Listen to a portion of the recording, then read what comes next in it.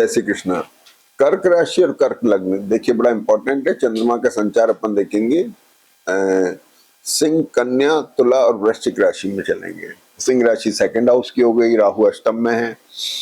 आपकी छठे भाव को गुरु और शनि मिलके एक्सप्लोर कर रहे हैं, तो निश्चित तौर पे लाइबिलिटीज बढ़ रही हैं एंड थोड़े ऑब्स्टिकल्स भी आ रहे हैं। लेकिन भाई अगले महीने से, अगले ही वीक से, बल्कि नॉट महीने से गुरु केंद्र में आ रहे हैं, जो आपके लिए बहुत लाभकारक है। लेकिन केंद्र का गुरु भी कर्क राशि के अंदर थोड़ा सा ध्यान रखने का है। भाग्य तो बढ़ाता है लेकिन लाइबिलिटीज क्रिएट करता है, यानी आपका कुछ एक्सप्लोरेशन हो रहा है, लगातार उठाव चल रहा है, इसलिए थोड़ा बेटर मोड में है।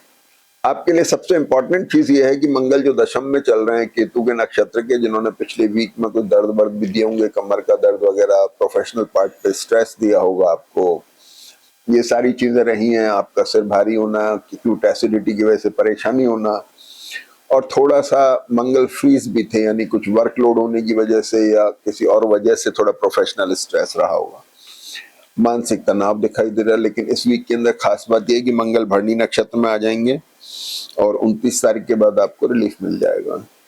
एक बात तो ये हो गई। दूसरी बात, द्वादश में गुरु शुक्र का कॉम्बिनेशन अच्छा है। छठे भाव पे पूरे एक महीने के अंदर 20-25 दिन के अंदर शुक्र गुरु के पास आएंगे। ध्यान रखने की जरूरत है, ये कॉम्बिनेशन इंटेस्टाइन में दिक्कत करता है, तो थोड़ा पेट की तकलीफ का ध्यान रखने की जरूरत है।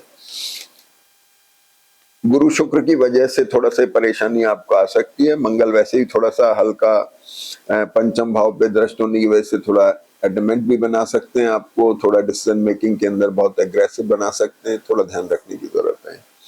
शनि भाग्य में बहुत अच्छे हैं आपके। और सबसे बड़ी चीज क्या हुई कि एक बुध शुक्र का जो एक्सचेंज चल रहा है, इसकी चर्चा करना जरूरी है। ये बुध शुक्र का एक्सचेंज बड़ा इंपॉर्टेंट है, जो आपके इन्वेस्टमेंट्स बता रहा है, जो इन्वेस्टमेंट्स बता रहा है। और इन्वेस्टमेंट क्या है कि जैसे मान लीजिए किसी तरह का जो खर्चा आप कर रहे हैं, जो आपके लग्जरी प्रॉन चीजों में खर्च कर रहे हैं, वो खर्चा ज्यादा ना हो जाए, इसका अपने को ध्यान रखने की जरूरत है। तो लाइबिलिटीज ज्यादा क्रिएट ना हो जाए। लेकिन ये कॉम्बिनेशन में सबसे खास बात ये है कि बुध जो है, इनका नक्षत्र मृगशिर बदल रहा है। 25 तारीख को ये बदल जाएगा और इसके बाद में कॉम्बिनेशन थोड़ा पॉजिटिव हो जाएगा। लेकिन शुक्र सूर्य का एक वो रहेगा। शुक्र सूर्य जो है ये लोकेशन चेंज करा सकते हैं, ट्रैवल करा सकते हैं, एसेट का लिक्विडेशन करा सकते हैं। तो ये कॉम्बिनेशन बड़ा प्लीजेंट है, जो पैसा भी दे रहा है और आपके लिए बड़ा इंपॉर्टेंट है ये वीक। वो इसलिए ज्यादा इंपॉर्टेंट है जिसकी हम चर्चा कर रहे हैं। तो सबसे पहले यूं बात शुरू करें कि चंद्रमा सिंह राशि में वीक के शुरुआत में सुबह 9:10 के बाद से चंद्रमा कन्या में आ गए। कन्या में आ गए, शनि से दृष्ट हैं, थोड़ा सेंसिबल करेक्टर बन रहा है, सोच विचार चल रहा है, पुनर्विचार चल रहा है, धार्मिक प्रवृत्ति बन रही है, आध्यात्मिक, थोड़ा आप इंट्रोवर्ट हो रहे हैं, ये चीजें आ रही हैं। और इसके ऊपर शनि की दृष्टि है, और शनि की दृष्टि जो है, शनि राहु मंगल के बीच में है, शनि ठीक है। और बुध जो है ये, क्योंकि चंद्रमा जिस राशि में आते हैं उसमें उसकी चर्चा करनी जरूरी हो जाती है, तो बुध वृषभ नवांश में ही है शुक्र के साथ एक्सचेंज में, तो चंद्रमा थोड़े प्लीजेंट हो गए, अच्छे हो गए।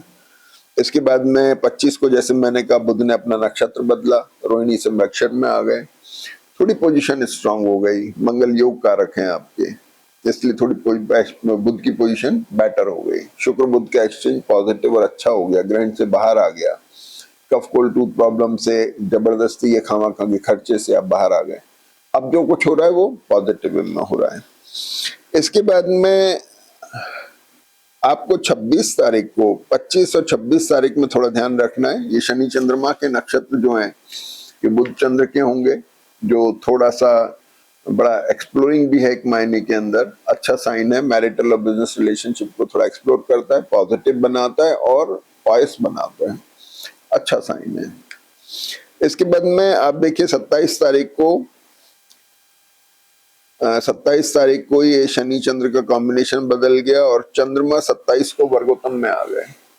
12:28 से 19 में, 19 बजे तक चंद्रमा 27 को वर्गोत्तम में है, कन्या राशि में। और इस समय को आप इस्तेमाल कर सकते हैं नई बिजनेस मीटिंग्स में, नई टाइप्स में, कोई नई शुरुआत में, जिसमें भी आप जिसको आप इम्पोर्टेंट समझते हैं। और इसके बाद में चंद्रमा 27 को तुला राशि में आते हैं रात को 19 बजे वर्गोत्तम में, उनका कोई मतलब नहीं है क्योंकि रात हो जाएगी। और 29 तारीख को बड़े घटनाक्रम हो रहे हैं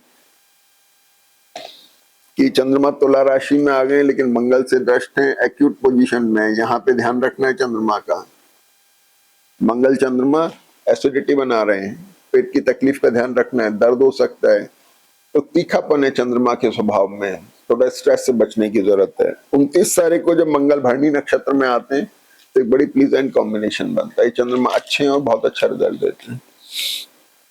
29 को ही बुध भी बदलते हैं राशि, मिथुन राशि में आ जाते हैं, बुध यहाँ से हट गए, मिथुन राशि में आ गए, शुक्र के साथ में लग्जरी प्रॉन है, लग्जरी प्रॉन चीजों में लगातार पूरे साल ही इन्वेस्टमेंट होता रहा है, क्या लाइबिलिटीज बढ़ रही हैं, जो इंडस्ट्रियलिस्ट हैं उनका एक्सप्लोर करके नए प्रोजेक्ट ले रहे हैं या कुछ आप अपने कामकाज को बढ़ा रहे हैं, मकान बन रहे हैं, इस वजह से है क्योंकि गुरु की दृष्टि चतुर्थ भाव पर भी है, तो ये चीजें आ रही हैं। इसलिए लाइबिलिटीज इतनी लंबे समय पे लाइबिलिटीज बढ़ने का मतलब कुछ असेट गेन भी हो रहा है। इसके बाद में 29 तारीख को सूर्य वृषभ राशि में वर्गोत्तम में आ जाते हैं। सूर्य आपके एकादश भाव में है, धनेश है, धनेश वर्गोत्तम में पैसा दे रहा है, बहुत अच्छा साइन है।